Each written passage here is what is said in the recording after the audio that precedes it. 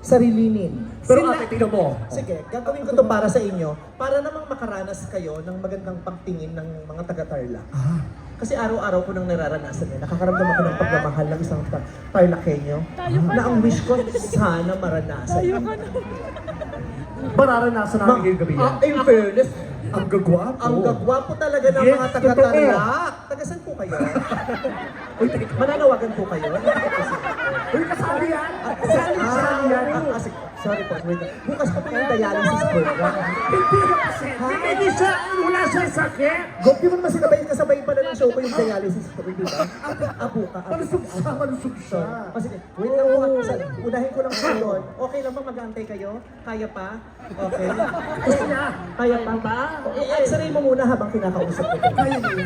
Si Kuya, ang payat yung parang kahit cellphone, kaya i-x-ray yung sarili mo. Isang plema na lang to, tutumba to. Dito tayo. Sino kumuha nito? Ikaw, no? Ako kumuha. Kilala kita. Oh, Ginoong Kanlahi 2025. Ikaw yung nanao or candidate ka? I'm a candidate. Oh, what is your name? I'm Jacob Kier Gomez. Jacob! Ay, Diyos ko. Pangalan sa ano? Nakalagay sa nabasa ko nga kanina. Oh, diba? Yung mga ganyang pangalan. Ano? Yung mga Jacob. Mapuputi ang puwet. Totoo? Totoo ba yan? Oo. Jacob ba pangalan mo? Jacob ba pangalan mo?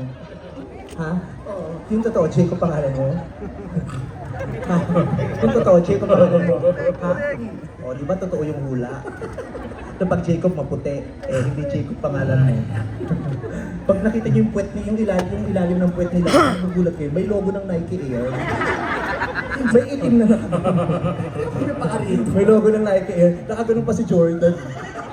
Ikaw naninilip ka talaga. Okay. So, anong full name mo? Jacob Kier Gomez po. Jacob Gomez. Ilang taong ka na? 18 years old. 18 years old. Anong shade ng foundation mo? Kasi tama. Bakit?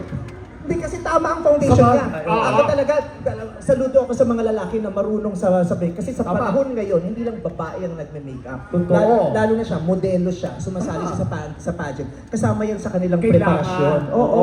O anong shade Pakisabi, daw? anong shade? Para masabi mo sa kanya, tingnan mo itsura nito. Di ba? No, hindi. Someone did my makeup po, my hand. May handler. Oh.